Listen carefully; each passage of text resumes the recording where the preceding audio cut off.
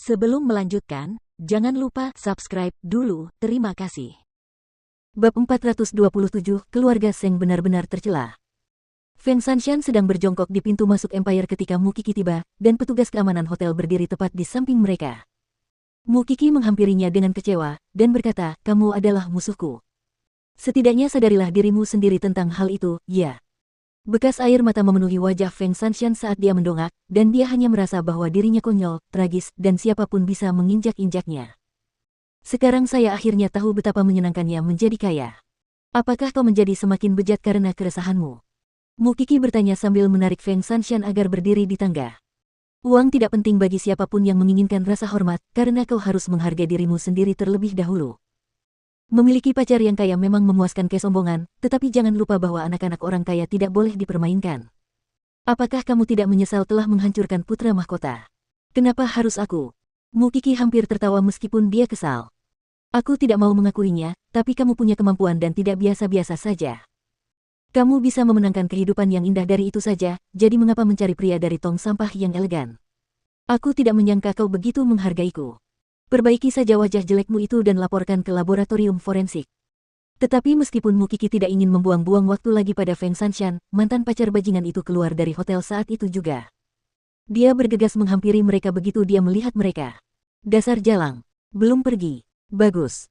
Tak berdaya, Mu Qi hanya bisa mencegat dan mendorong bajingan itu menjauh. "Aku tahu kau tidak peduli bahwa kau memasukkan bayi ke dalam perutnya, tetapi setidaknya cobalah untuk melakukan sesuatu yang baik demi dirimu sendiri." Meskipun begitu, bajingan itu terkekeh ketika dia melihat lebih dekat dan melihat bahwa itu adalah Mu Qi. "Dan di sini aku berpikir siapa itu, Mu Qi, pengantin muda. Apa, kau begitu ingin menghancurkan pria lain setelah putra mahkota? Apakah kamu yakin ingin melawanku di sini dengan uangmu yang sedikit itu?" Mu Qi bertanya balik. "Bagaimana jika kamu menjadi lebih miskin dari Feng Shanshan besok?" Bajingan itu tentu saja tidak berani bersikap angkuh mengingat status keluarga Shen, dan hanya meminta maaf dengan memberi peringatan kepada Feng Shanshan. "Jangan biarkan aku melihatmu mulai sekarang. Atau aku akan menghajarmu setiap kali aku melihatmu. Dasar bajingan. Masih tidak mengakui kalau kau buta sebelumnya." Feng Shanshan tidak mengatakan apa-apa, sebenarnya dia mendapati dirinya sendiri juga sangat sampah, dan hanya menderita karma sekarang.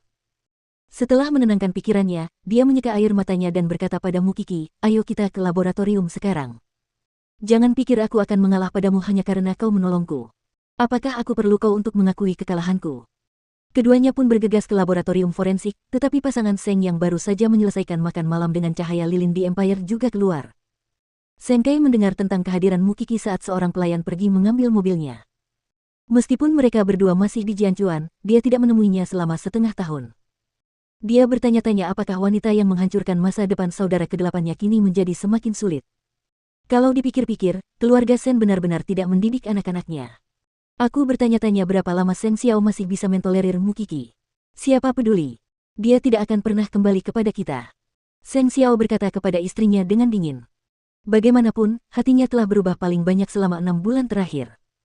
Saat itu, Seng Xiao tidak menginginkan apapun kecuali Mu Qi, dan meninggalkan Huang Yao dalam kekacauan besar. Seng Kai bersusah payah mendorong Huang Yao ke tingkat berikutnya, dan tidak mungkin dia akan begitu murah hati hingga dia menyerah pada kesuksesannya. Selain itu, dia mulai menyukai perasaan berkuasa atas orang lain. Tetap saja, gadis yang membuat keributan tadi sepertinya adalah orang yang disewa kakek. Bukankah kita bersikap sedikit tidak berperasaan, tidak membantunya? Gu Ziling tampaknya masih memikirkan masalah itu. Namun, dia sebenarnya tidak peduli dengan Feng Shanshan. Dia hanya ingin menguji Seng Kai apakah dia memperhatikan gadis itu. Seng Kai menggelengkan kepalanya dan membukakan pintu mobil untuk Gu Ziling. "Apa hubungan orang-orang kakek dengan kita?" Gu Ziling merasa puas saat itu. Tetap saja, dia tidak tahu bahwa pada akhirnya dia hampir harus berlutut di hadapan Feng Shanshan. Cinta Feng Shanshan sama besarnya dengan kebenciannya, dan dia tentu saja menyimpan dendam terhadap Seng Kai dan istrinya. Adapun Mu Qi, dia sekarang merasakan tumbuhnya rasa persahabatan terhadapnya. Lagi pula, siapa yang tidak akan kehilangan akal jika berurusan dengan keluarga Seng? Dari bagaimana Old Seng menghabiskan begitu banyak uang agar dia mengawasi Mu Qi selama setengah tahun, jelas terlihat betapa obsesifnya lelaki tua itu. Sementara itu, ada terobosan dalam kasus pembunuh bertumit tinggi ketika Mu Qi dan Feng Shanshan tiba di laboratorium forensik.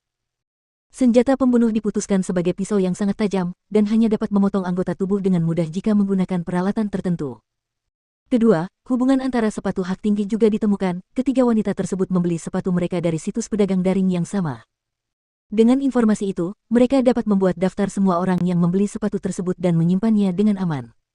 Baik Mu Qi maupun Feng Sanshan menghela napas lega setelah mendapat petunjuk itu. Setidaknya sesuatu yang baik telah terjadi, dan tidak semuanya seburuk itu. Tak lama kemudian, mereka berdua sibuk bermesraan hingga larut malam. Tepat saat Mu Qi hendak pergi, Feng Sanshan tiba-tiba berkata kepadanya, "Tahukah kamu mengapa aku diusir dari hotel?" Mu Qi mengerutkan kening. Itu kepala keluarga Seng yang baru dan istrinya. Mereka sedang merayakan ulang tahun pernikahan mereka yang ke-60, dan dia bilang aku mengganggu mereka. Jadi, keluarga Seng benar-benar tercela. Mu Qi mencibir dan pulang. Dia merasa sangat lega karena ada petunjuk pada kasus tersebut, meskipun dia merasa lelah setelah begitu banyak hal terjadi hari ini. Kalau dipikir-pikir, Feng Sanshan benar-benar idiot. Dia tahu bahwa dia tidak sebanding dengan mantannya yang bajingan, tetapi dia masih membalas dendam. Mungkin dia berpikir dia bisa membawanya turun bersamanya. Seng Xiao tersenyum ringan. Tidak mungkin. Bajingan itu akan pergi tanpa cedera bahkan jika dia meledakkan dirinya sendiri 10 kali. Mu Qi membalas. Itulah sebabnya mengapa gadis-gadis membutuhkan mata yang jernih ketika berhadapan dengan pria. Dan tahukah kamu, Xiao Xiao?